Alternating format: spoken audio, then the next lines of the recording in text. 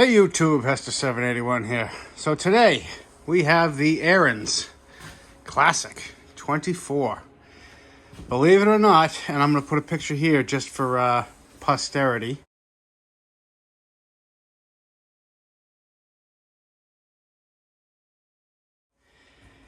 This was free. That's right. F-R-E-E, free. It is a 2019. I got it from the original owner. And what had happened for him was, if you see there's a little damage, well, it's even hard to see. Right here, I guess he picked up a rock and it jammed up the auger, burnt out the belt, and that's it. That's the end of the story. He didn't feel like paying a shop to fix it. He just wanted to go with an electric one. And so he threw this up on a local Facebook snowblower page and said, free, come get it. And many people thought it was a scam, and I just went right for it. I said, hey, I'll take it. He said, sure, come grab it. And so here we are. So we're going to show you how to do an auger belt. Let me get you set up. So start simple. 2 3/8 bolts. These are actually captured now, which is nice. I mean, you didn't have to take it all the way out anyway, but to make it so it can't come out on you, so you don't actually drop the bolt in the middle of a snowstorm when you're checking your belts, which is quite handy. I mean, that's never happened to me, of course, but anyway. So here you can see all the rubber debris. Ooh, even a little rubbing on the pulley there. And, I mean, this is just, must have been one hell of a rock. This is just not a reason to throw away a snowblower. It sounded like he just really wanted to go electric. And, I don't know. He said the wife wanted it gone before he got anything new. And this was the fastest way to get it gone. I mean, if he just waited a little bit, it's December. I mean, you can sell a snowblower very easily for, I don't know. Moving on. So next to the chute, gonna be honest, I don't know if I've ever actually done a belt on one of these. So I'm kind of making it up as I go here. But this looks like that comes off nice and easy for a reason. And I think we can just sneak that out of there. I'm gonna leave that for now. There's 1 3/8 bolt up top here. Just a short, stubby one. And the cover should just pull off. Okay. And now there's a little clip right in there. Get yourself some pliers. Squeeze it long ways with the tabs and then push it gently through the hole. And then that'll release that. All right. Now, this little clip right there. All right, we're literally just got to pull this cable out. Come on. There. Yeah, the cable just slides through. All right, so there's the cable out of the way. If I just pull this clip, then I should be able to just take this whole thing off with the bucket. Okay. Just gonna pop out this quick pin right here, which should allow this to go backwards. There we go. Okay. Excellent. Now this whole thing can just roll forward with the bucket. All right, next we're gonna take off the belt guard. Just 2 1/2-inch bolts.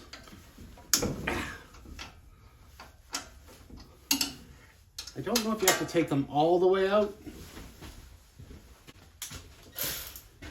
Sometimes you can swing it forward, but I think for demonstration purposes, we're just going to take it out. Don't drop the washer like I just did.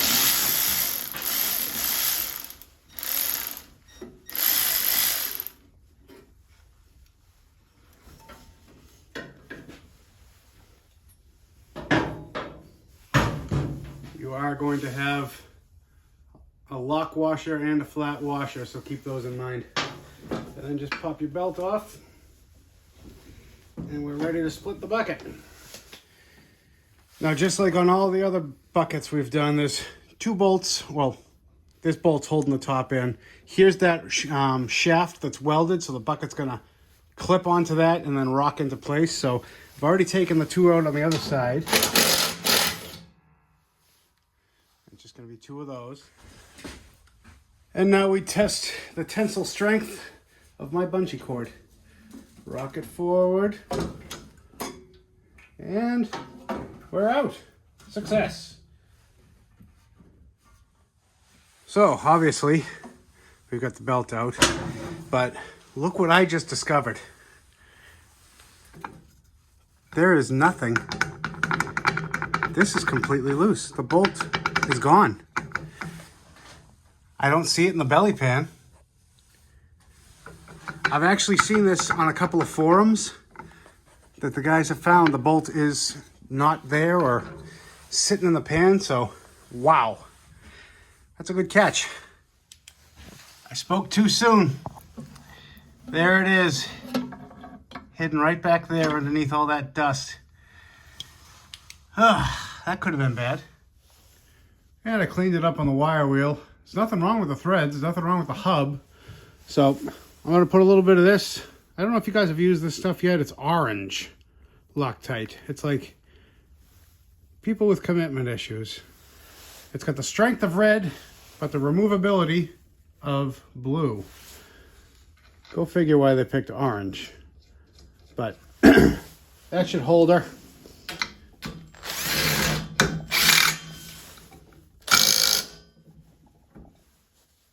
Sturdy now. And I'm just going to take a little bit of time and blow out some of the rubber dust. Here's the belt. There's the part number for you guys. And yeah, pretty simple. Just goes right on there, and then you can actually use that as a handle to hold on to it when you flip it back into place. So now here's the part that a lot of people I know mess up badly. Number one is they run these things home with an impact gun or something else much more violent than a wrench. This is an aluminum block, guys. It's very easy to strip these holes out. They're also fine thread. So nice and easy does it every time. Points if you know where that's from. Also, you make sure that there's a gap between the belt and the guard all the way around.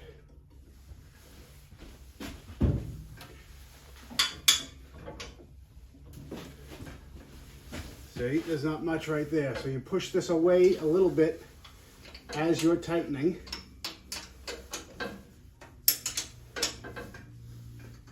And that holds it in place. I'll show you what I mean. You want to make sure that there's a gap between the belt all the way around. Otherwise, it's going to rub, it's going to smoke instantly, and you're going to have a bad time.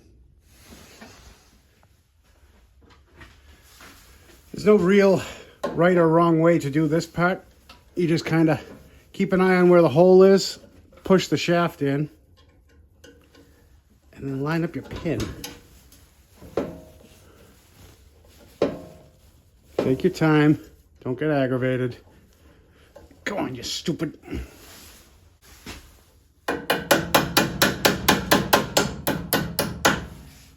Perfect. And give her a little test.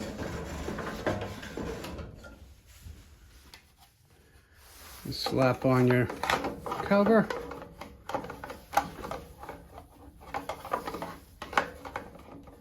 There's only one hole for the bolt to go in. I recommend starting it by hand just because it is on an angle and you don't want to strip it out. Now the cable.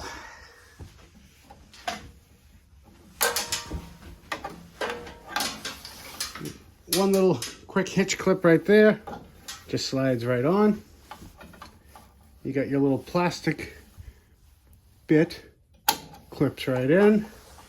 And then you come over to here. Now I have it all the way in the up position. If you have the cable pulled all the way in, it's not gonna work. You're gonna have a bad time. So take this, spin it sideways, push in, done.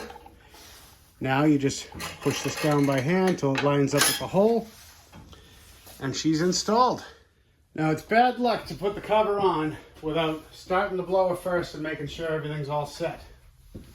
So why don't we do that? Got the choke on, fuel's on.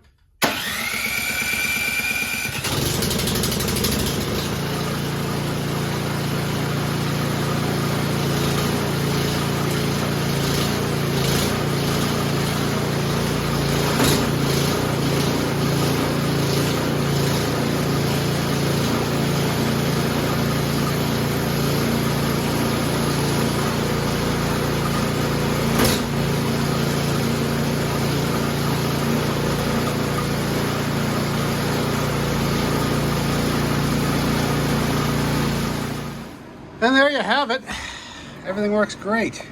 So the reason you want to run it without the cover on, you need this belt to not be moving when the lever's disengaged. So augers should not be spinning and that belt should not be touching. Right, slide the cover back on. And yes, that is the easiest I've ever gotten one of these covers on. It's because you guys were watching. Never happened like that again. Well, that wraps this one up, guys. One classic 24 auger belt job. I want to thank you all again for coming, liking, watching, commenting, subscribing, and catch you on the next one. Bye.